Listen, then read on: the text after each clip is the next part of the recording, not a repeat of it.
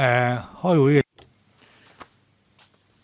have formed a quorum and it's also the appointed time. May I call the meeting to order. Welcome to the special meeting of the panel on development. We have only one item for discussion today, and that is the study on the artificial islands in the central waters, the Khao Yi Chao artificial islands. Please invite the administration to come in.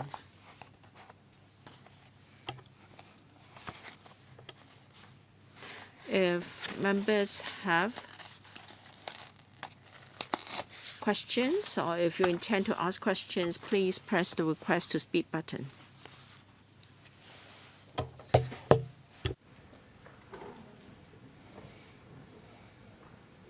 Let us welcome the Secretary for Development and her team to the meeting of the panel on development. Secretary, I understand that you are going to say a few words before we have a PowerPoint presentation. Over to you, Secretary. Thank you, Chair and members of the panel. The study on the artificial islands in the central waters is in progress. We'd like to report to you some preliminary proposals. Now, reclamation near Khao Yi Chao is important for land supply in Hong Kong. We are proposing 1,000 hectares of Khao Yi Chao artificial island compared with the 3,000 odd hectares we have. We have already said that in the coming 3 decades, we are committed to provide 7,000 odd hectares of land, and half of it is going to come from the natural Northern Metropolis and KYCAI. Now, in the coming 10 years, we're going to have 3,000 odd hectares of spade-ready land, and 300 hectares of them will come from Khao Yi Chao AI. So the scale of the reclamation is such that it can provide 190 to 220,000 residential flats, and it's also at a strategic location. It will have a pivotal role to play in enhancing our capacity for development because it's near the Hong Kong International Airport and also the Hong Kong-Macau Bridge to the west. It is at a strategic location to be a core business zone linking up Hong Kong and the world and GBA. And then the natural metropolis and the central CBD and also the airport will be linked up. And it's also important because it will provide a large site for us for better urban planning, where we will stress green and livable and prosperous and diverse and forward-looking innovative environment. And so we have high hopes for the site. Our challenge is how to implement the large-scale project successfully. So after today's briefing, we will have a 3-month public consultation exercise. And we have already put together a platform for professional institutions to give us their input. Hopefully, we can all chip in and then we can give suggestions for implementation so that we can start early reclamation in 2025, and the first population intake will take place in 2033. My colleague will give you a simple PowerPoint presentation. Thank you. Yes, I'd like to introduce to members the 6 major highlights of the KYC AI. There will be a 3-island design to match the surrounding environment. Second, to achieve the target of carbon neutrality through smart, green, and resilient city strategy. 3, connect the world and GBA and develop key routes for opening up Hong Kong's strategic transportation network. D, develop a 5-minute neighborhood concept for a livable environment. And 5, create a work-life place CBD. And 6, invite professional institutions to set a platform to develop the detailed design of the artificial islands and to have community participation. First, on the extent of reclamation, we initially proposed 1,000 hectares of KYCAI, which comprises 3 islands, namely islands A, B, and C. The water current and water quality are important considerations. We have done dynamic studies, and then we will have a Y-shaped channel, and then there will be north-south current and east-west water flow. This will ensure proper water velocity, and the marine ecology will not be adversely affected. Ecology is also important. According to preliminary study, now for the along the shoreline of nearby islands, there are important hard coral communities. Some are hematopic type of coral, and we have no sighting of Chinese water dolphin, only some sightings of Pinus porpoise, and then a pair of white-bellied sea eagles were sighted, and so we have to protect the hardcore coral communities near shore. And we've taken into account other considerations, including reclamation in shallow waters, and to minimize impacts on the existing fairways and anchorage areas. And the design of the water channels is such that it will align with the prevailing wind direction and will provide waterfront, open space, and water sports areas to enhance the environment. Yes, Ms. Zhang.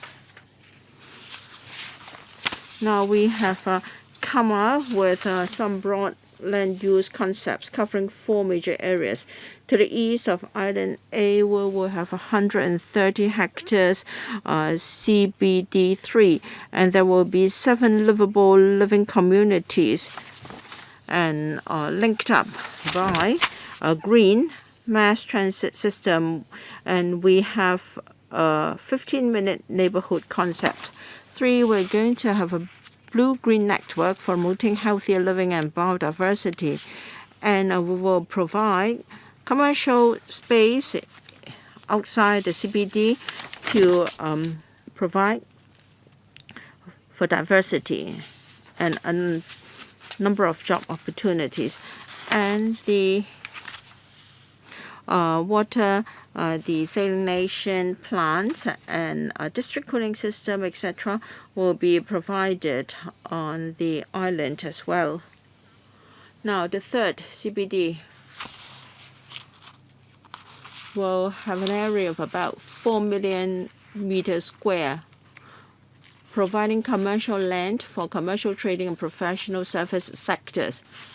This will echo the country's plan for Hong Kong to develop into an international finance and trade center, as well as a node for legal services. Now, taking reference from overseas experience, the design of the new CBD will be different from that in Central. Will provide a diversity of activities that will mix land use and using place-making approach. We're going to make this CBD3 a quality work-live-play environment for living and working. It will be another attractive tourism spot for Hong Kong. And the second planning concept is to create 7 livable living communities with 15-minute neighborhood concept. The communities will be around 80 to 100 hectares in size and has a green mass transit station at the center and linked up with pedestrian and cycling links. There will be facilities, shopping areas and dining facilities, etc. They will all be accessible within 15 minutes of walk or cycling. And this 15-minute neighborhood concept can encourage healthy living. And in these livable living communities, there will be about a million meters square of commercial GFA to provide diversity and job opportunities. There will be commercial facilities along the waterfront, and there will also be recreational facilities and tourism facilities such as fishing wharves. And the third concept is blue-green network for promoting healthy living. We'll have a 20-kilometer accessible waterfront promenade, and there will be different plots of open space. And the water channel between the islands are very suitable for marinas and water sports activities. There will be a variety of sports and recreational opportunities, and there will be different habitats for different flora and fauna to enhance biodiversity. Lastly, we will adopt a smart, green, and resilient city strategy so that it can cope with climatic change and facilitate Hong Kong to achieve the carbon neutrality target before 2050. There are three aspects. First, sustainable planning and urban design.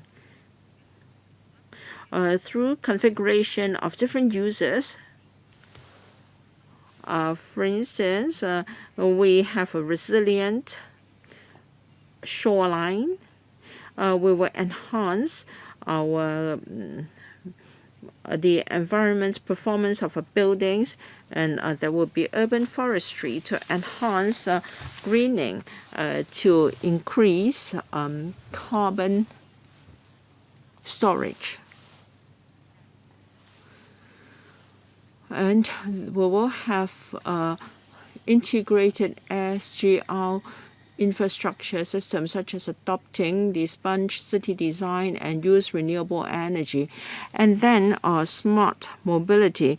We will have a comprehensive pedestrian and cycling network, and by means of an integrated green mass transport system, we will facilitate mobility. We will also have supporting facilities for electric and other new energy vehicles. Now, taking into account all these parameters and also the transportation links and also the population density, the public and private housing split will be 70 to 30. We plan to build about 190,000 to 210,000 flats, and for close to 500,000 of people, we will provide a lot of jobs for people living here. We've taken into account what's in the 2030 plus study, and then open space and also GIC and population ratio is now enhanced to no less than 3.5 square meters per person. As said by the Secretary, we will set up a platform with professional institutes to discuss the detailed design of the artificial islands so that they can take part in the planning of this future new town. Now for strategic transport infrastructure. Now there will be the Hong Kong Island West to Northeast Lantau link. The length is about 30 kilometers, and it will be the fourth cross-harbor tunnel for us. The northern part will be in the form of a subsea tunnel and also a viaduct. And this is the first link for Hong Kong Island and Lantau without passing through Kowloon. To the west, we can go to Zhuhai, Macau, and to the north, Qianhai, Shenzhen. To the east, Kowloon East and South, Hong Kong Island West and Central. Apart from linking with Routes 11 and Qingyi Lantau Link and North Lantau Highway, a slip road will also be built to handle the spatial constraints. And drawing on the overseas experience, the slip road linking CBD on Island A will be situated on the entrance was situated on Island A, and we also propose linking that with the CPD on Island 8, and there will also be roads connecting the islands. On Hong Kong Island West, the link will directly be linked to Route 4 to various areas on the Hong Kong Island. The next link is the Hong Kong Island West Hung Shui Kiu Rail Link. Last year's policy address announced that the Northern Metropolis would be developed, and the Hong Kong-Shenzhen Western Rail Link will be built. We propose extending the strategic railway to Hung Shui Kiu for connection with the planned Hong Kong-Shenzhen West Rail Link to strengthen the connections with the island's Northern Metropolis and the link. This rail link will span about 13 kilometers in length, or 30 kilometers. That's the red line here.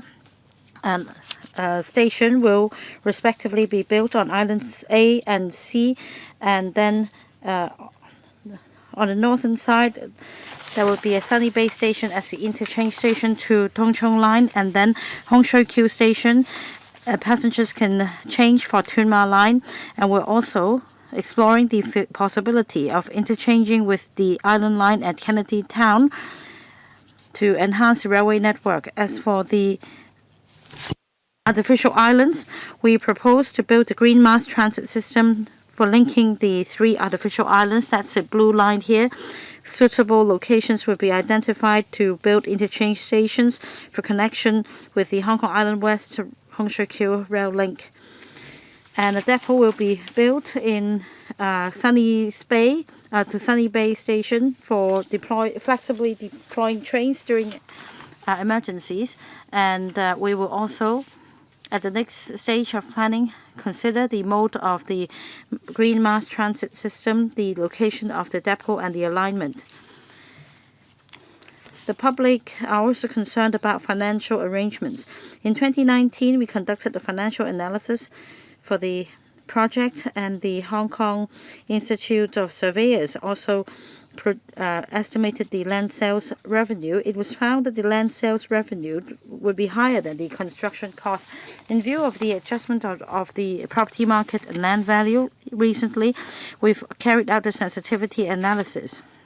In terms of land sale revenue, based on the transaction price of land and properties up to November 2022, more prudent estimates have been prepared, and the land sales revenue from the sites on the islands is about $750 billion. In terms of construction costs, based on the $500 billion previously calculated on the 2018 price adjusted based on the index, the rough estimate is that in the second quarter of 2022, the construction cost will be about $580 billion. In other words, the land sales revenues is still higher than the construction cost, not to mention the related economic activities, which will generate about $200 billion of value added each year, amounting to 7% of the GDP. And there will also be social and economic value for supplying land for housing and infrastructure. So the development is still considered to have social and economic benefits. The artificial islands development will span 20 years from the end of 2025. Roughly speaking, the ballpark estimate on the average annual expenditure will be about $30 billion, assuming that the construction volume is evenly spread over the years. Since this is a long-term investment, we believe that it is not necessary to rely solely on public expenditure to take forward the project. There may be other financing options, including leveraging on the private market, and we'll also further explore the possibility of different financing options. Based on members' comments today, we will refine our proposal, and the public engagement exercise will also be initiated in due course. We will commence the statutory process of the EIA in 2023, and then starting early 2024, we will apply for funding for ground investigation. And we will seek to complete the statutory procedures under the Foreshore and Seabed Reclamations Ordinance in the second half of 2024 and complete the detailed design before the middle of 2025. And then we target to apply for funding for the reclamation works in the second half of 2025 and commence the works in the end of the same year. Barring unforeseen circumstances, the first batch of residential development for population intake will be in 2033 at the earliest. That concludes my presentation. Secretary, is it possible to give us the PowerPoint information? The Secretariat will be making copies and distributing them to members. Before I invite members to speak, let me just say a few words. First, before we started this meeting,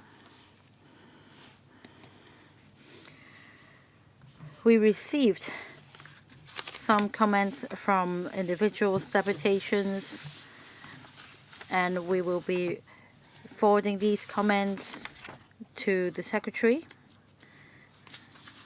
for your consideration. And then Mr. Steven Ho, on the 23rd of December, also wrote to me and the Secretary, respectively, to give his view on this project, especially the implications on the fisheries industry. And then on the 21st of December, Ms. Chan Yut-ming also wrote to me. She has suggested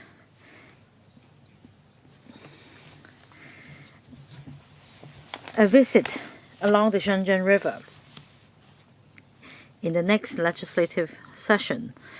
As this is the last meeting of this year, I believe that when the next session begins, the newly elected chair will be considering Ms. Chan's suggestion.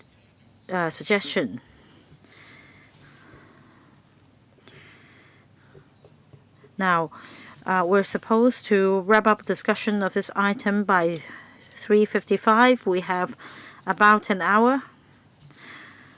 Let me read out the names of members who'd like to speak. There are 9 of them: Mr. Andrew Lam, Mr. Chan Hock-Fong, Mr. Edward Lau, Deputy Chair, Mr. Steven Ho, Mrs. Regina Ip, Dr. Loy Kwok, Ms. Chan Yut-ming, Dr. Wendy Hong, and Ms. Sari Lee. 9 members in total. It is an important item, so I'll give members more time to speak. 5 minutes, questions and answers included. Please make good use of the time limit you have. I'm not sure whether I can give members another round. We start with Mr. Andrew Lam. Thank you, Chairman. From the perspective of developing land reserve strategically, reclamation is an alternative to taking forward projects that may involve existing residential developments. So it's worthy of our support. But there are questions from the community. First, in relation to the estimates, and second, in relation to climate change. In fact, I just read an article that for public housing production in the NT Northwest, the unit price is some $3,000, whereas for reclamation is $8,000. I don't know the basis of this argument, but it seems that every now and then I hear about these arguments. We're talking about huge investments.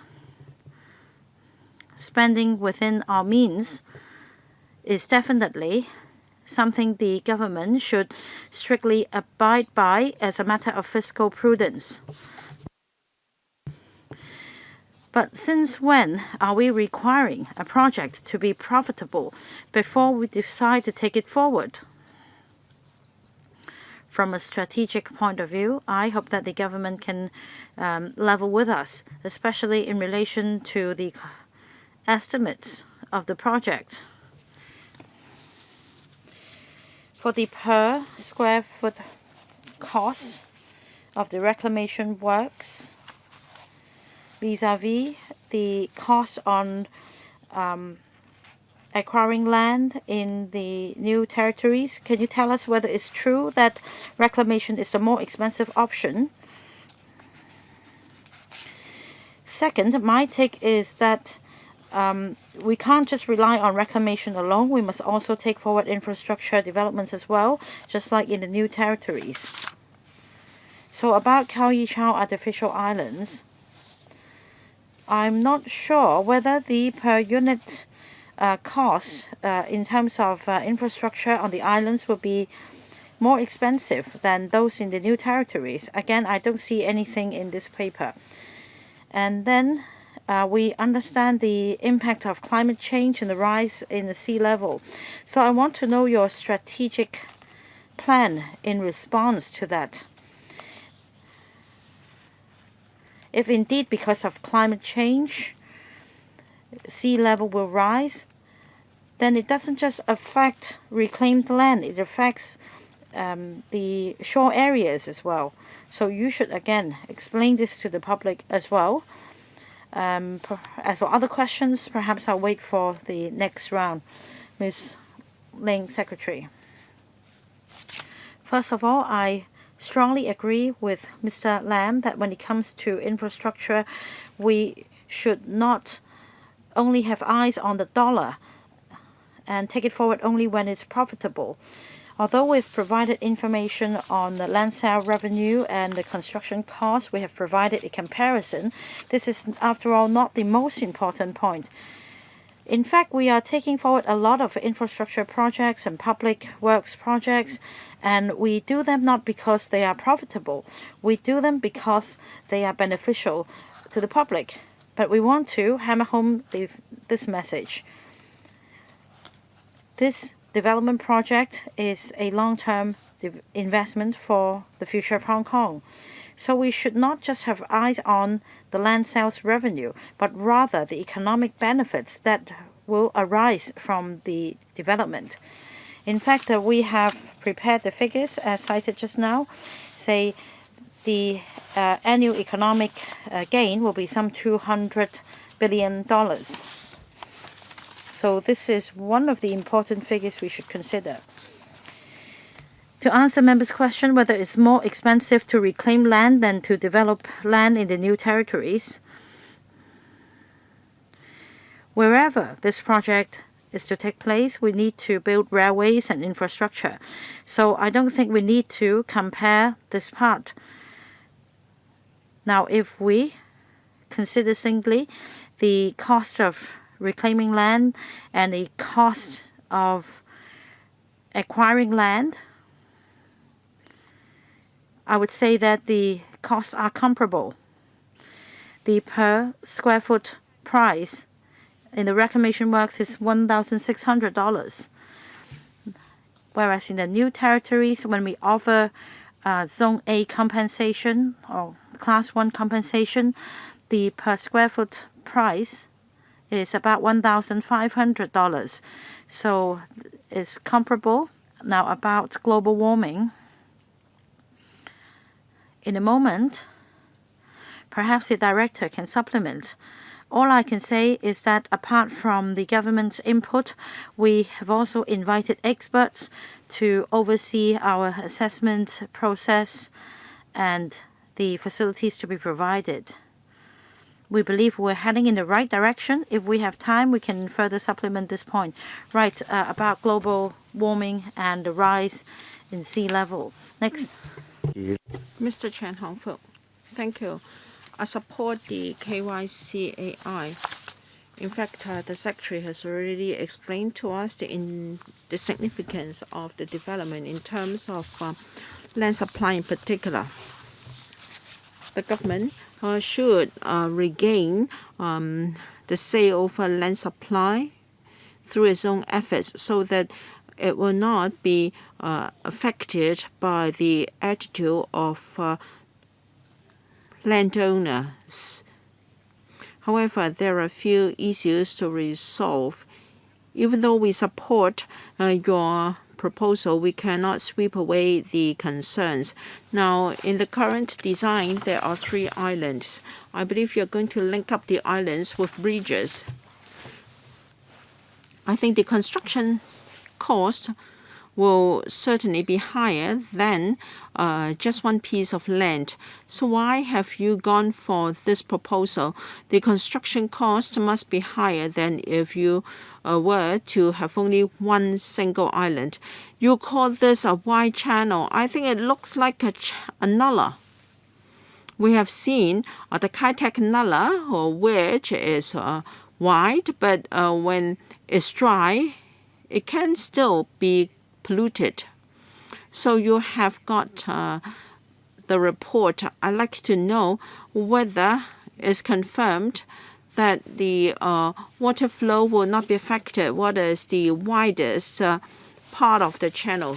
Because if it is not cost effective, you might as well have only one single island. And the second question is transport infrastructure. Now, to the north, it will reach Shenzhen, to the south, Hong Kong Island, etc. As we all know, our traffic and transport is close to saturation. The infrastructure is very overburdened. So if you do not expand the transport capacity of Hong Kong Island, now there will be 500,000 of people living on these islands. So even though there is a link from the island to Hong Kong Island, is useless if the transport capacity of Hong Kong Island is not expanded. And I understand that Peng Chau is closest to your artificial islands. Peng Chau residents want to benefit as well, but unfortunately, there is no link to Peng Chau, and they can only ride a ferry to the islands. Can you provide a road for them? It can be a footpath or a cycling track. And then third question, please save time for the answers. And how you are going to maximize the land potential. You should sell uncompleted HOS flats as soon as possible to boost the confidence of the public in getting housing. And it can also be a land bank for urban redevelopment. Thank you. I think I will take the questions from the end. Now, the last question relates to our urban renewal policies. We very much hope that with land available on the islands, we can consider how we can change the current policies. Khao Yi Chau is quite close to the urban areas of Hong Kong Island and Kowloon. We can have decantation sites here for urban renewal. As regards how we can help the rehoused or displaced households, there may be incentives and other supporting policies to encourage people to make use of the land here. But right now we are talking about the planning, and the first batch of housing will not be completed until 2033. And we have to think about providing a more spacious living environment to our people. Now we have assumed that in future the average living space per person in public and private housing will be enhanced. But that doesn't mean that we are going to ask for a minimum flat size in our land sale terms. With the completion of Khao Yi Chao AI, we may have room to adjust the land sale terms to provide for more individual living space. And as for linkage with Peng Chau, now Peng Chau, Sunshine Island, and Siu Khao Yi Island, they are islands with ecological value. So we may not link up with these islands, but then Peng Chau has inhabitants, and there is potential for it to be developed into a site for rural tourism. And as for the Y-shaped channel, it is not really a nullah. It's a bit like Shingmun River with a width of 200 meters. It can be used for water sports, and I hope the director of CE and D can explain why we propose 3 islands. What is the necessity here? Director, it is found that on Khao Yi Chao and also along the coast of Khao Yi Chao, we have coral communities of high ecological value. We have to keep them. And so we are proposing a sufficient buffer so that the coral communities will be left intact. Why should it be a Y-shaped water channel? We have considered the orientation as well as the tidal zones. Because if the configuration is not like that, then water flow between Siu Khao Yi Island and Big Khao Yi Island will be limited. And then coral communities of high ecological value will be affected. As mentioned by the Secretary, with regard to the shape and configuration and layout of the islands, we have both overseas, local, and mainland experts to consult us. Professor Low, who is the leader of experts, is a well-renowned well-renowned scholars in hydrodynamics or hydraulics. Mr. Lau Kok-fan, now even on the very conservative side, the revenue is going to exceed our construction cost. Now, as said by the Secretary, the construction cost of reclamation is similar to that for land resumption. Now, if the land resumption cost is about $1,500 per square foot, and if we add the compensation for brownfields operators, then is even more costly. So reclamation is a cost-effective way of getting land, and then the government can have control over land supply as well. Many experts or scholars and the media like to compare Hong Kong with Singapore. We have area of 11,000, or rather 1,100 square kilometers. Singapore is only 75% of our size, and we have only got about 200 kilometers of land for use.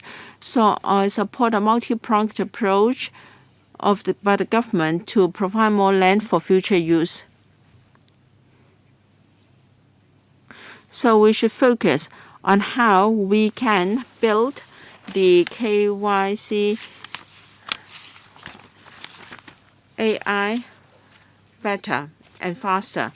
Now you can start reclamation in 2025. This is already quite fast because when it comes to the reclamation at Tung Chung, the lead time was 6 years. As for the central water islands, you would only take 4.5 years. Have you taken into account the streamlined statutory procedures? Is there any way where you can do it even faster, such as by adopting new technologies? Thank you. Thank you, Mr. Lau, for reminding us that while the land resumption cost was about $1,500 per square foot in the NT, we have not taken into account other expenses because that money is just for the landowner. But we have to compensate the operators as well, and there are also social and economic factors for consideration. Mr. Lau said that reclamation will be done faster this time. This is because we have already started the technical studies. And I believe the streamlined land processes may not help a lot. But when we have completed our EIA study and also the authorization for reclamation under the relevant legislation, that we don't have to wait until the detailed OZP is completed before we start reclamation. We have already factored in this aspect into the time frame. So 2035 is already the best estimate we can provide, taking into account the streamlined processes elsewhere. Thank you. All right, regarding the alignment of the railway, I agree that linking the islands with Hongshaku Station will ensure connectivity with Qianhai. For Lantau tomorrow, you also have a development along the coast at Long Kutan and also the artificial islands. I'd like to ask whether the remaining part of Lantau tomorrow is still here and will be implemented. When it comes to the alignment of the railway, we did say that when the rail is in Tuen Mun, will it further extend to the west to the pier? We haven't given up on that. It's just that we believe it should be dealt with in another aspect. We are going to seek funding from Council very soon to start a study on reclamation of Tuen Mun West and Black Pillars Point. So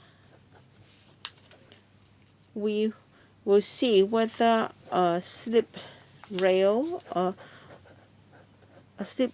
should be extended from here to the river trade terminal at Tuen Mun West. The Tuen Mun East station will reserve a connection for extension of a slip line to Tuen Mun West. Mr. Steven Ho, I thank the Secretary for coming to the panel to explain the paper to us. On behalf of the agriculture and fisheries sector, I must say that we oppose all unnecessary reclamation. As regards how we define whether reclamation is needed will depend on the government's studies and also proposed mitigation measures. Now, I've just heard the reclamation will avoid the land-related conflict. Now, I can only partly agree with what Mr. Chen said. Yes, For Hong Kong waters, we are subject to the regulation in the basic law. When we have more and more reclamation, then our waters, the size of Hong Kong waters will be reduced. Some fishermen have said to me that reclamation by the government is just like our killing of puffer fish. Well, puffer fish is a delicacy, but if you do not handle it properly, it can be poisonous. So, all right, after the study and also the planning and also and it may be 10 to 15 years before the fisherman wharf will be completed, and fishermen now are concerned as to whether they can enjoy the benefits in the future. So can you tell me more about the Fisherman's Wharf? I see enclosures 1 to 9 being pictures only. I don't see anything else here. I think the SAR government in the short term should give us a more detailed plan about the Fisherman's Wharf. Next question about short to medium term measures. You mentioned the paper that you will review the ex-gratia payment mechanism for fishermen, affected fishermen. But this is not the ideal solution. In the next 15 years, fishermen are concerned about their livelihood. How are they going to make a living? Also, members may have noticed that apart from this project that the government takes forward, there are other ancillary projects. Say, today, the government talks about railway projects, etc., but it doesn't say anything about fairways and watercourses. For example, on one occasion, you talked about the incinerator and a natural gas storage facility, and the government did not talk about watercourses.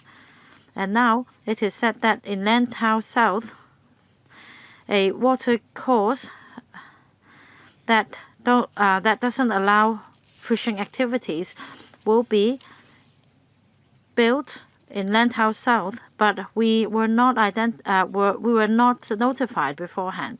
So the SAR government should take note of that. Finally, it is a suggestion for the government, especially about the waterways.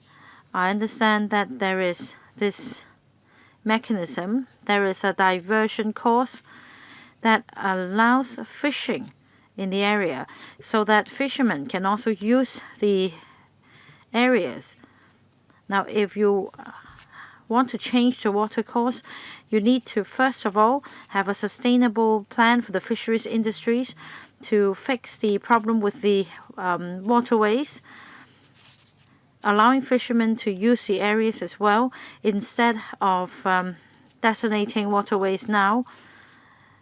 There should be communication. You should have a meeting with fishermen as quickly as possible to work things out. Secretary, perhaps just a succinct response. I believe you will be writing back to Mr. Steven HO's letter.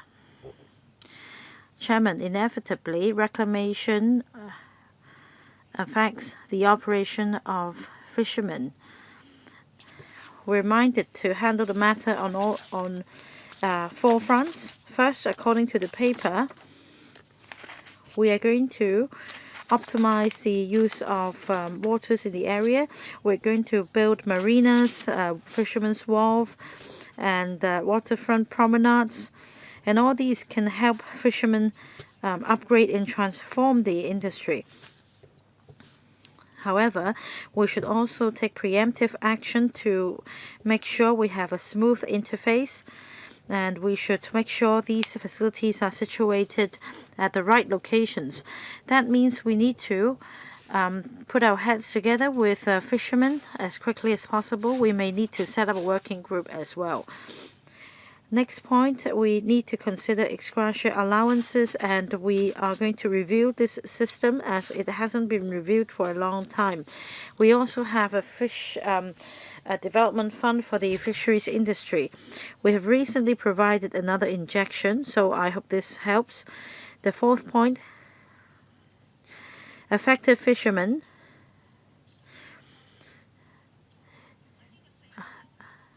may be allowed to practice fishing in other Hong Kong waters, and this is something that we consider. About the point on waterways, the Marine Department is also involved. I will invite Mr. Fong to respond to the question. Yes, indeed, some of the waterways will be affected. As to the extent and the areas involved, a detailed study is needed. But I agree with Mr. Ho that we need to maintain good communication. I'll make sure when we have formed the preliminary plan that we will liaise with the relevant bodies and Mr. Ho as well.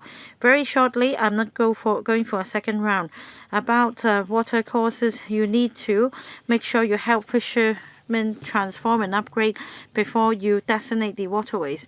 Why is it that the small boats must always give way to larger vessels?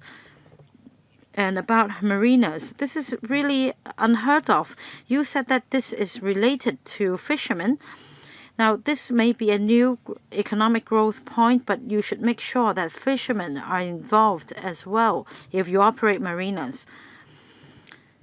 I'm sure the Secretary will get back to you in writing. You've raised a lot of points. Next, Mrs. Regina Ip. Thank you, Chairman. I'm not a member of this panel, so thank you for allowing me to sit in.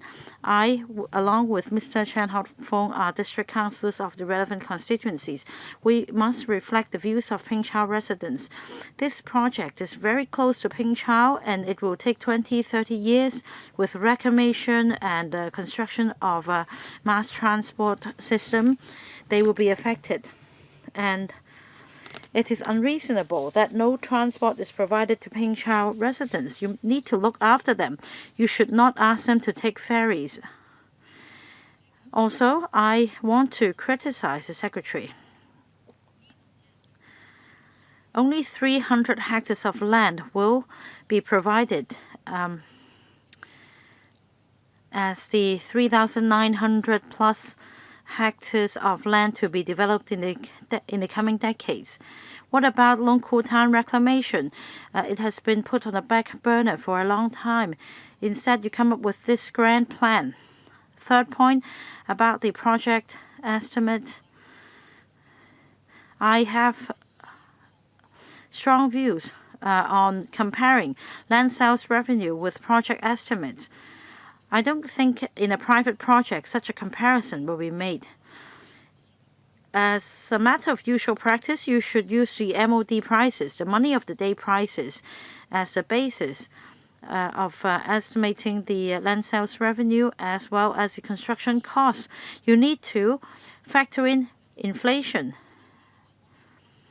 the general inflation rate, and secondly, since you have a number of projects coming on stream, such as the Northern Metropolis, there will definitely be a rise in construction labor costs and also geopolitical risk.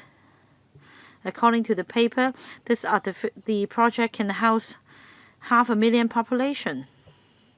But have you done any forecasts, economic growth forecasts in Hong Kong in the coming 3 to 5 years? Now, John Tsang once said that there would be a structural deficit, and then a future fund was set up. Have you asked the economists for the advice?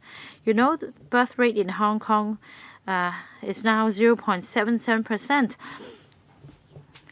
Earlier, a question was put to Secretary Chris Sun about population policy, and he just told us that the government virtually has no population policy.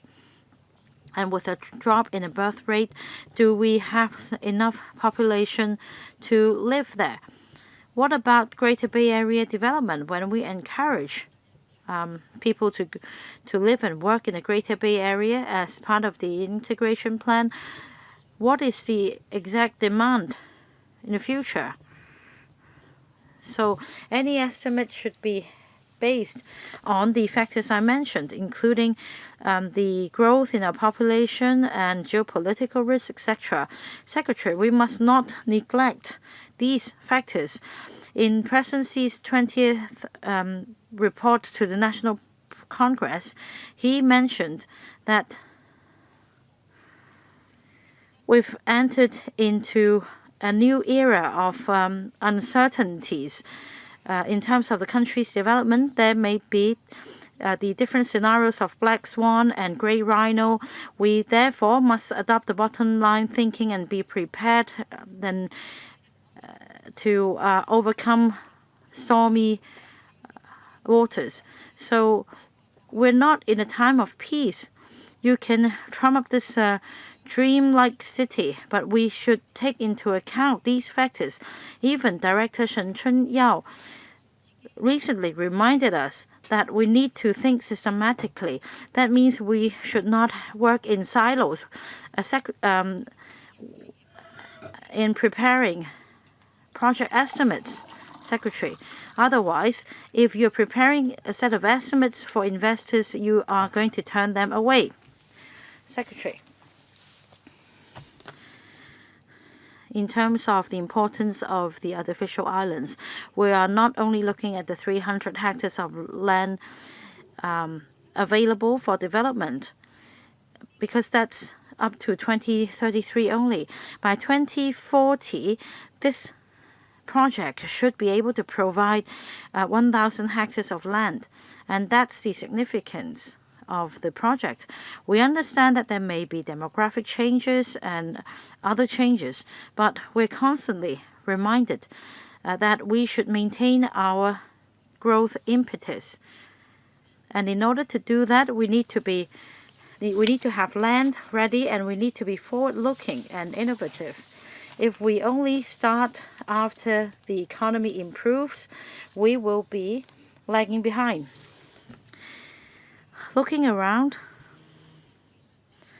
under the current epidemic situation, the vacancy rate in the central CBD is just as low as 8%. As far as rent is concerned, we still lead other competitors in the region.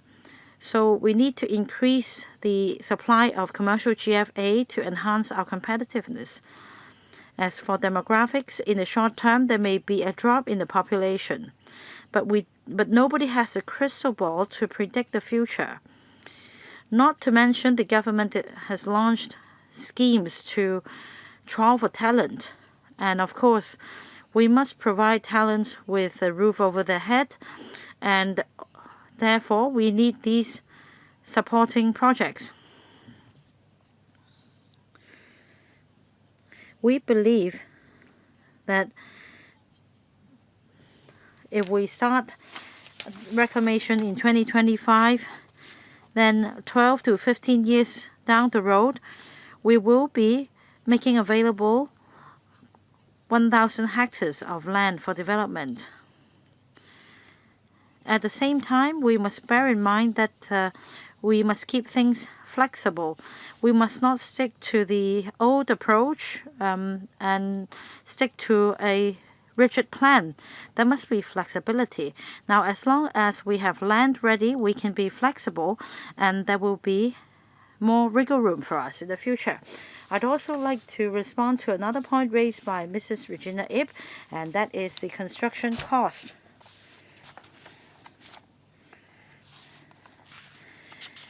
We are at the stage of a study, and we are already doing our best in preparing estimates.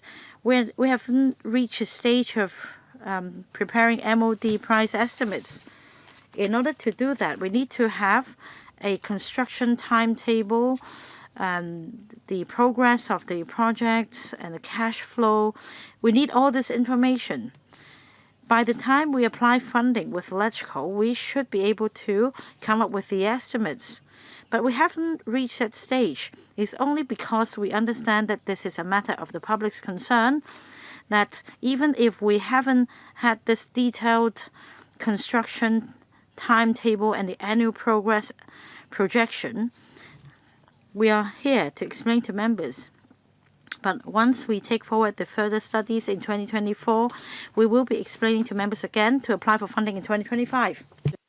You must allow me to say a few more words. You allowed Mr. Steven to do that.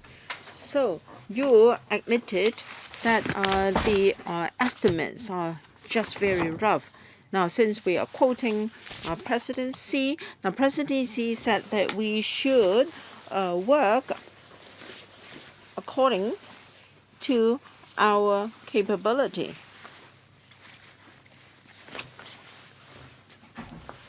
Mr. Lo Kwok. Now, this is one of the biggest mistake of the SL government. That is the failure to look for land.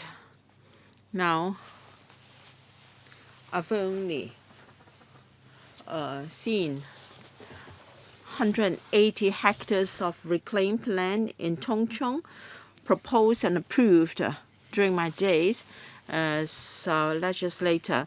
Now we are living in smaller and smaller flats, and they're more expensive. And we focus on Hong Kong Island South and North. Now, I think this is a big failure of the SL government in the past 25 years. Well, the government has decided to turn over a new leaf, and it has made up its mind to create new land. So whether we are talking about the Northern Metropolis or the Central Waters artificial islands here, I give you my full support. As regards the construction cost and infrastructure cost, I believe there should be a breakdown of the cost. Now, assuming that we have an island in Central Waters, is 1,000 hectares in size. It needs infrastructure anyway. It needs public utilities, sewage, and traffic and transport infrastructure. The investment is going to be vast. While the estimates are rough here, you should provide a breakdown of the cost for land formation and infrastructure, because for the provision of infrastructure, regardless of where the land is, you have to provide infrastructure anyway. So we do need such an analysis.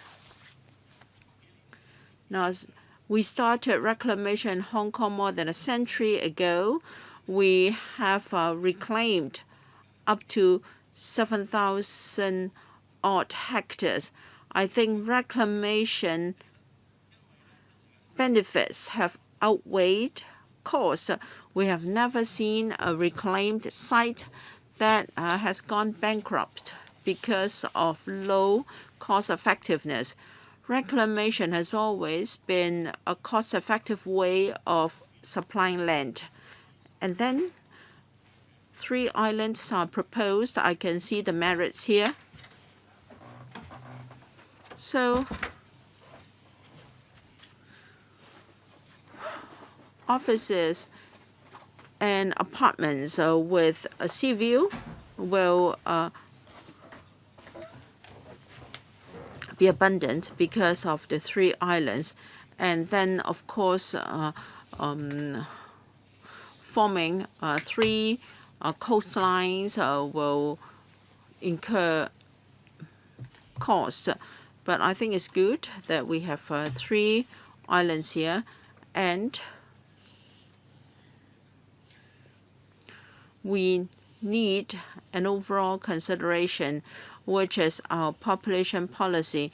We provide, we create land, we develop the economy, and we have to consider who will be living here in the future to engage in economic activities. The government must be farsighted. In the mainland, there are many large-scale infrastructure projects. They are always underpinned by two major policies, population policy and industry policy. So there must be more analysis so that we can be forward-looking. A few members cannot make it to the special meeting today. Perhaps the government see the need to brief us on its plan at this time, but I'm sure in future there will be plenty of opportunities for discussing this issue, and members who couldn't be present today will have the opportunity to comment on the project. Now, it is our duty to attend meetings. Today is not a public holiday, but then this is a special meeting. All right, any response from the Secretary? Now, Mr. Low has spent 5 minutes already. Now, let me clarify. We decided to convene a special meeting to allow more time for members to discuss this important issue. We also wanted members to have more time to read the paper and come prepared. And I thank members for attending the meeting today. Secretary. Now, the money, the estimates now, $580 billion. How much of it will be spent on infrastructure? How much on reclamation? In fact, close to 30% of the money will be for reclamation. Usually, general infrastructure about 20%, but strategic facilities and railways close to 50%. So the money mainly goes to the construction of railway and the road link. For reclamation, it will take about 30% of the estimate. Now, according to Mr. Low, since we have 3 artificial islands, then we will have more breakwaters and coastline. Will it make the construction more costly? Now, it's not that we have a choice.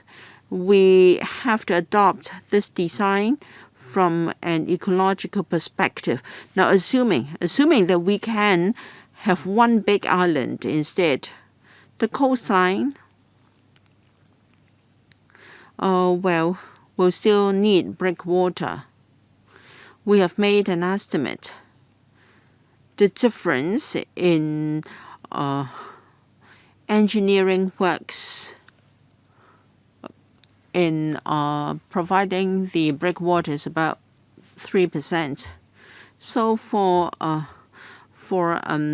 newly reclaimed land, we believe it's not going to be a very smooth shoreline. There we will have a more interesting shoreline to provide sites for water activities. Ms. Chen Yutming. Now, we must align our population policy and industry policy. Now, this will be a CBD to supplement our harbor CBD.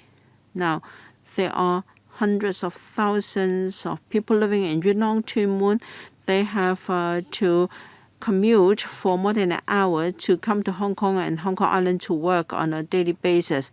Now, extensive reclamation is costly and it takes a long time and is too far away to resolve the pressing issue we have with housing here. And then it will also damage the environment. And this site is so far away from the center of activity. And we're going to spend more than 10 years to build an isolated island. It cannot integrate or complement with the GBA development. It cannot really help Hong Kong to integrate into the overall development of the country. Now, if we instead focus on the development of Northern Metropolis, the problems I just mentioned can be avoided. I'd like to hear from the Secretary her views. Now, integration of population and industrial policies. Now, I think it is impossible to expect employment in situ or in the same community. This is not really possible. The important thing is to provide a good transport network. And so the transportation links we are proposing will make our central islands or our islands very accessible. It will only take a few tens of minutes to reach NT, Hong Kong, and Kowloon. And in fact, there are quite a number of jobs available for people living on the three islands. We, of course, want to provide jobs, but this is not really a necessity. We want to be forward-looking. We should consider the long-term development of Hong Kong. If we have 1,000 hectares of land here with our third CBD, it is important to our further economic development. As regards integration into the country's development, I beg to differ from your view, Ms. Chen. I don't really think that the Northern Metropolis is the only solution. Yes, it is an important project, but then the artificial islands are close to the Hong Kong-Zhuhai-Macau Bridge, and it is critical to our integrating into the country's development. And the countries has always asked us to be a good connector with the world. And whether focusing on the Northern Metropolis is good enough, our position is very clear. We believe both the Northern Metropolis and the artificial islands here are two strategic growth nodes, and we want to press ahead with both. Ms. Chen Yutming, I'm not against the artificial islands. I just want to clarify. I'd like to ask the Secretary whether she's worried that we may thin out the resources for the Northern Metropolis. Ms. Ling, a question on resources. Now, we mentioned this in the paper. For known infrastructure projects plus the Kao Yi Chao AI, at this stage, our best estimate is every year the cash flow is 4% of our GDP. But in the 1990s, when we had the airport core projects, the capital works accounted for about 6% of our GDP. So we believe we're able to cope with both the artificial islands and the Northern Metropolis. The question is how we can phase out the cash flow or expenditure properly. And do remember that we are a world-renowned international financial center. I'm sure we have financial experts to advise us. We don't have to rely solely on public money for the infrastructure works. We had 10 projects under the Hong Kong Airport Core program. Some were funded by taxpayers' money and some were by means of financing or fundraising. I think we are confident when it comes to infrastructure projects. Members, we have 3 more members waiting for the first round and 2 more members who have indicated their wish to speak again. So I propose that we extend today's meeting by 15 minutes. Dr. Wendy Hong. Thank you, Chair. Let me first declare that the company I work for may take part in the Khao Yi Chau Artificial Islands project. First of all, I want to stage my support for the reclamation project. We have suspended reclamation for 20 years. Now, the artificial islands in the central waters will provide land in our land reserve for the long-term development. But I have some questions on the planned land use. First, I understand that the 100-hectare CBD will be provided on one of the islands, and that's 4 million square meters of commercial gross floor area in the CBD. In the past 3 years, in midst of the pandemic, we have all witnessed a drastic change in terms of work, live, play environment. Do we still need a CBD, or should we provide workspace in a different manner? It's food for thought. For example, we have home office, a remote office, and digital nomads, remote work, decentralization of work. These are new concepts causing decentralization of workplace. And this is a sustainable trend. In the past, we used to have a centralized CBD. Now, we may need to have a decentralized business district with some satellite business areas in the vicinity. So do we still need a 4 million square meters of commercial GFA CBD? I think you need to give it a thought. About connectivity with other areas, I would say that there are inadequacies. Now, Secretary just said that it's difficult to aim for perfection, but we should still do our best. Now, for CBD, we're talking about jobs for professionals.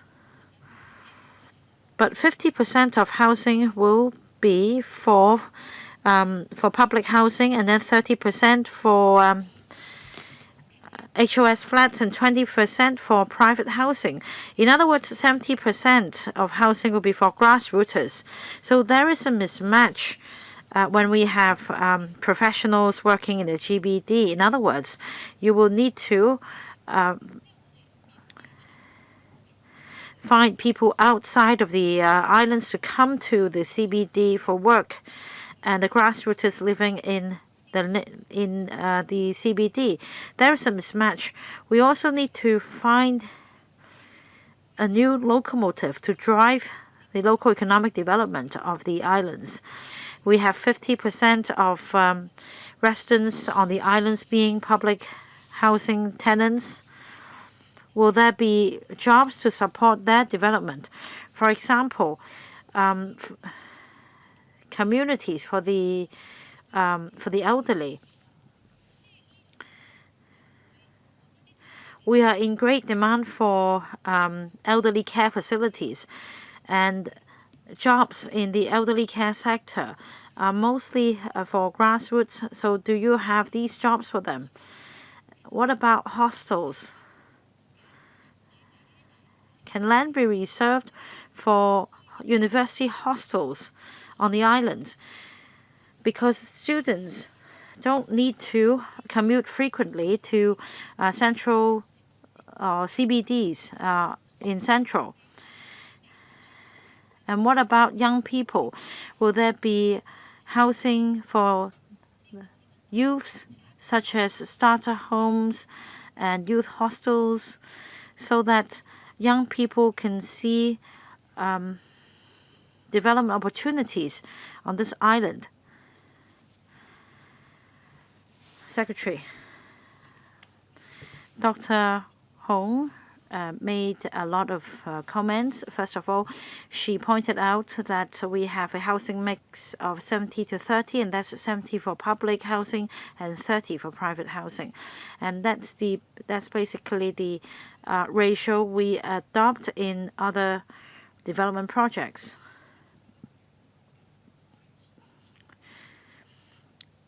However, when it comes to housing production on the islands, we are talking about what happens after a long time. At least the housing production will come on stream gradually. And by then, we can adjust the ratio if need be. At this stage, however, we are conducting a study. We need to lay down some indicators somehow. But I would say that these are not rigid figures and parameters. And Dr. Hong also mentioned public rental housing tenants making up the large portion of the population, and that there may be a mismatch with jobs available in the CBD. First of all, we're not requiring all residents to take up jobs in the Khao Yi Chau artificial islands. We just need to provide good connectivity. And about jobs on the islands, we expect 200,000 jobs will be created relating to this project. And these jobs comprise not only jobs for the legal professions, financial services.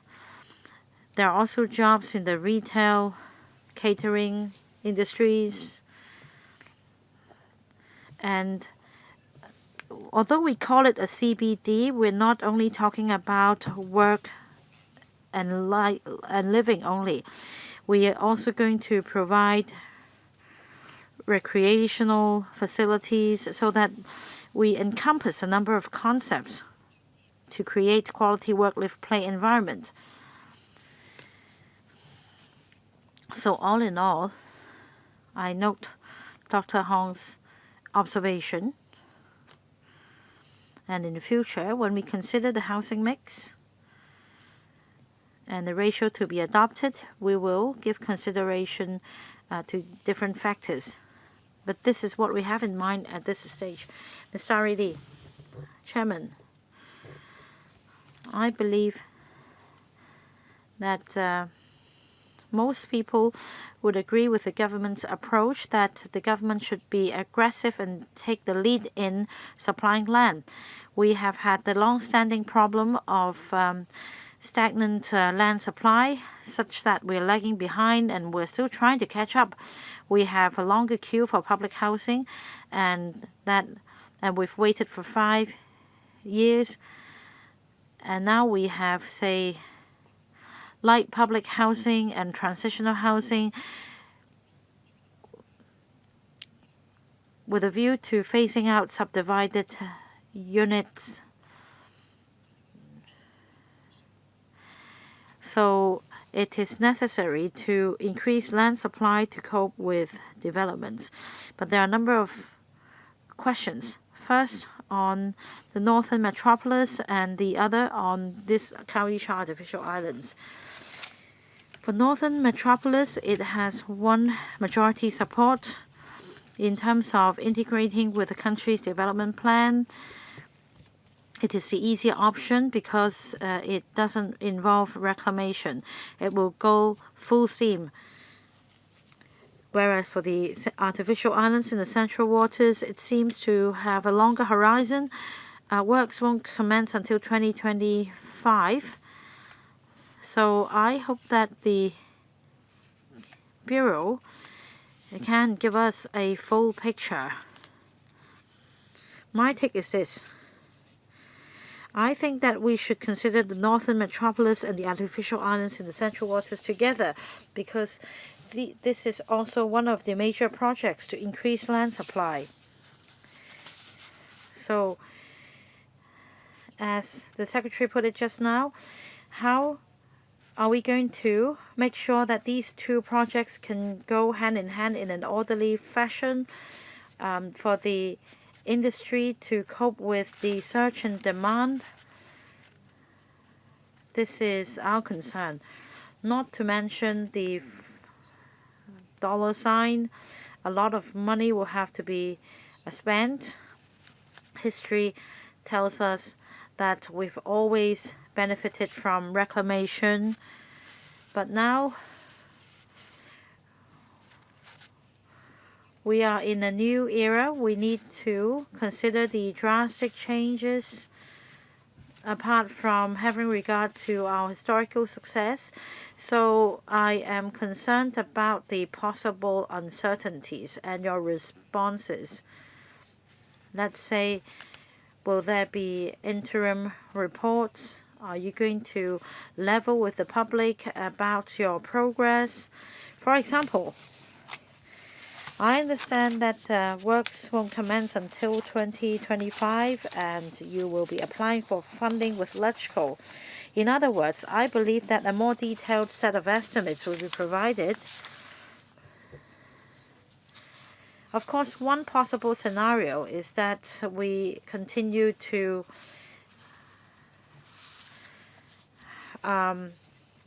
stay on the path of economic recovery, but at the same time, there may be many external changes. So, how do you make sure that we continue to have a sustainable increase in land supply, and then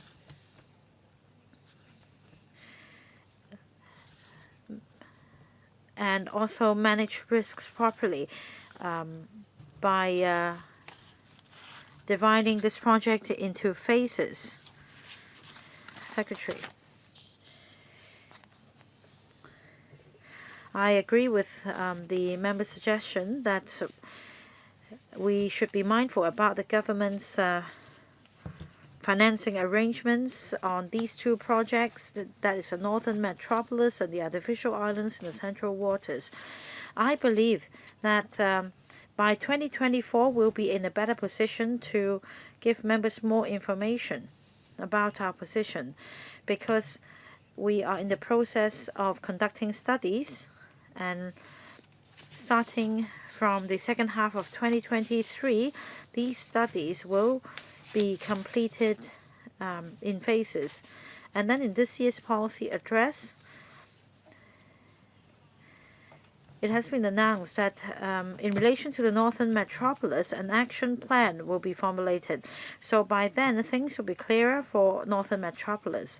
Here, for Khao Yai Chau Artificial Islands, in the second half of 2023, we're going to start the statutory process of the EIA, and then we are also going to apply for funding with LegCo for a detailed feasibility study. And that is a detailed engineering study. In other words, we need to consider the different stages of construction and the cost estimates. So by 2024, I'd say that we'll be in a better position to consider both projects together. Chair, I think that this is a very important topic. I think we should continue to follow up on this matter at the panel. We need to make sure that both projects can be taken forward in an orderly fashion without breaking the public coffers. So I hope that the information can be provided to us as quickly as possible.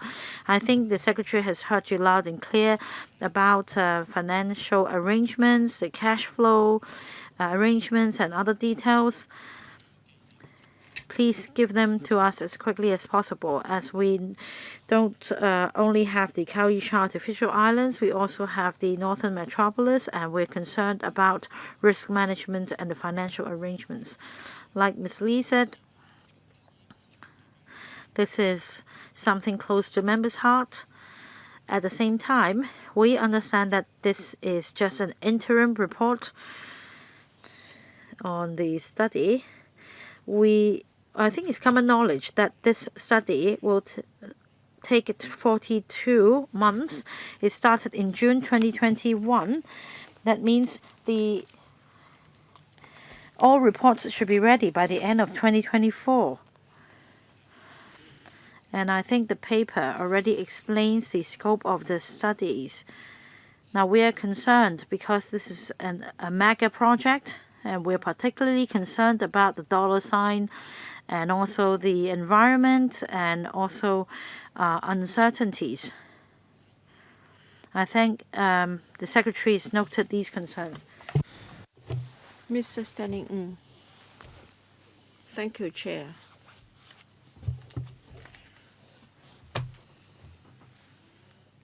I agree that we need the Central Waters artificial islands so that we can take back the control of land supply. I believe most people in Hong Kong believe that this is a way out. However, the whole project will start in 2025, lasting 20 years. The time and resources required are substantial. When it comes to the study here, I think some details are missing. In particular, the economic benefits. Given the time and resources we are going to invest, what will be the return so that the whole thing can promote the development of the city. So when it comes to economic benefits, I hope the administration can provide more details. For instance, on the distribution of economic activities, and whether we can have more details on the return and benefits. We should not just look at income from land sales. Now, we are going to develop the northern metropolis in the interim. A number of infrastructure projects will take place. At the same time, we have to program them properly so that we will not be competing for resources and talents, and we should avoid risks.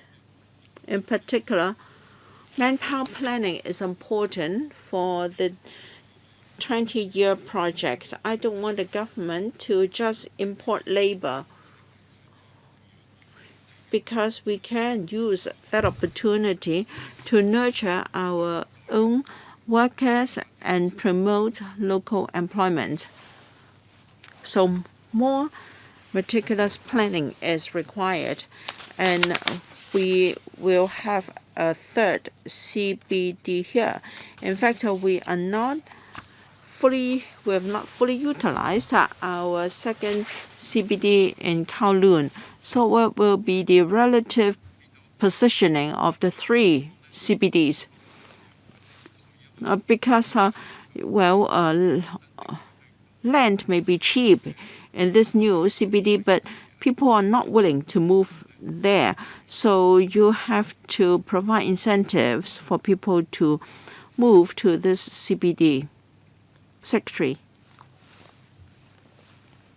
Mr. Ng said that it's going to be a 20-year project. I think he has taken into account superstructure works.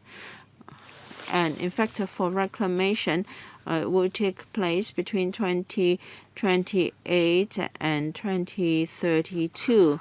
Reclamation will be done during this period. And as for a breakdown of land use, we have just provided a broad land use concept. We will provide more details later. As I said, in 2024, we'll have to come to LegCo to seek funding for a detailed engineering study. As regards manpower demand, Yes, Mr. Ng is very correct.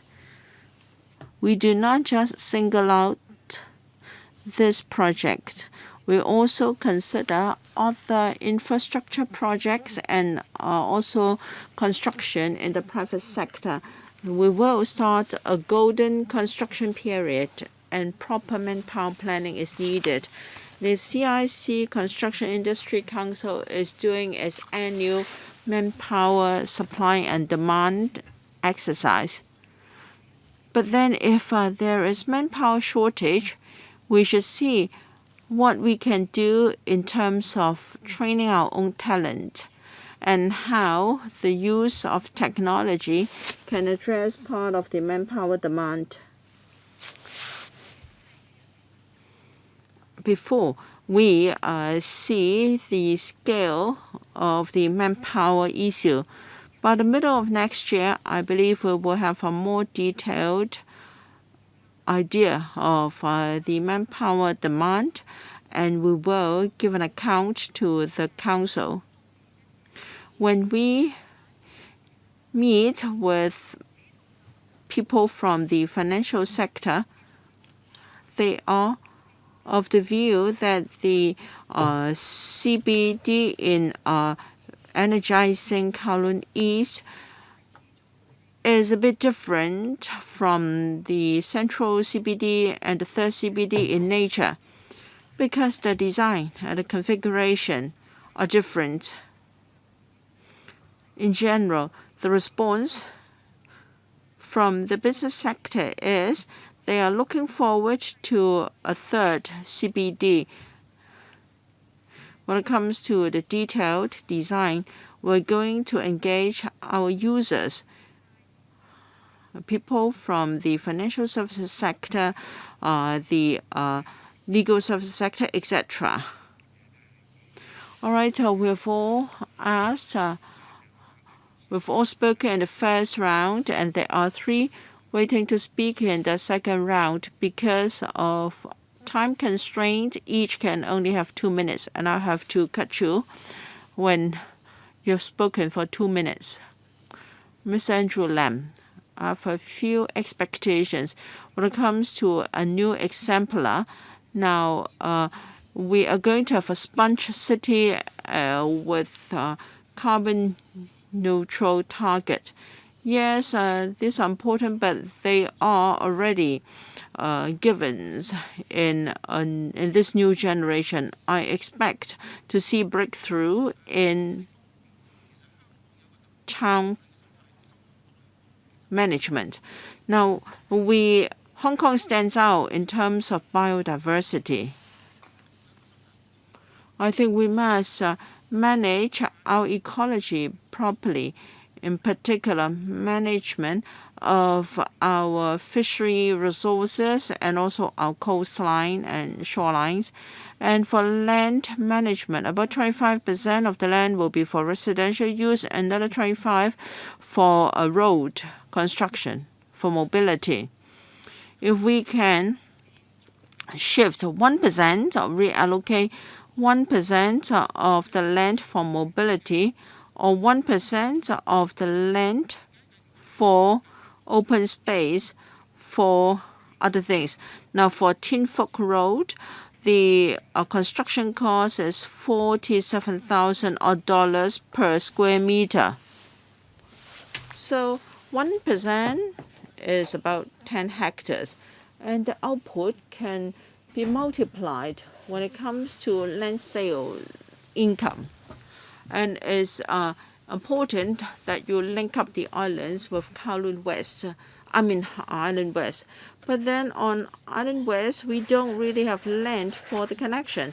So I hope come the next stage you can give me details on that. I don't think they have time for that for the response. Mr. Chan Hock Feng. I will give time for the Secretary to address my question on how to enhance the traffic capacity of Hong Kong Island West. Well, if we talk about the trunk roads, now we hope that with this new link, we can help to divert traffic from NT through Kowloon to Island West. Now, it is not really adding to the traffic flow. Rather, it will help to divert traffic. The infrastructure may bring about changes in traveling habits. For instance, for going to work, the population may be moving to NT West.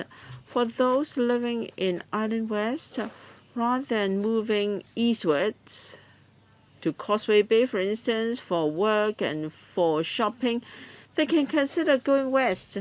So with Kao Yi Chao AI, it may change the commuting pattern of our people. It's not that all the new population, everyone, will go to Island West. According to our study, with Kao Yi Chao, the link can help. If need be, some road improvement works can be done. For instance, the Highways Department is considering whether the road sections can be added to between Ramsey Street to Central. So we have room to maneuver. Dr. Wendy Hong, just a suggestion.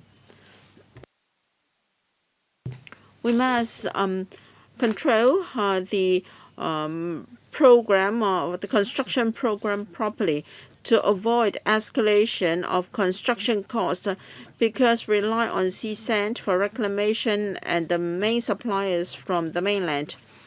But then, if there are projects in the mainland requiring sand as well, then the price will escalate.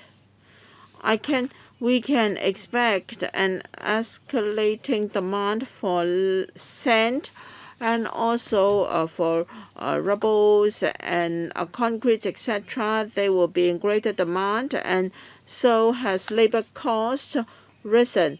So we must manage demand for labor and raw materials properly in order to contain the cost. Secretary, I thank Dr. Hong for giving us this opportunity to talk about the fields, because our intention is over half of the 1,000 hectares will use our own public fields from our material, and we will also use mechanical sand. We have no intention to use sea sand for environmental reasons. And we have initially contacted suppliers in the mainland. Price of mechanical sand is not going to go up rapidly. We're quite confident. And the major reclamation materials will come from our public fields. So, as said by the Secretary, in the coming 3 months, the administration is carrying out a public consultation exercise, and the administration is happy to have input from members of the council. So if you haven't got a chance to express all your views, you can make use of the coming 3 months. This is the last meeting of the panel in 2022. We have met 11 during the session. We have met 11 times during the session. I want to thank the administration and members for your cooperation. And I'm very grateful to the Secretariat for its support to our work.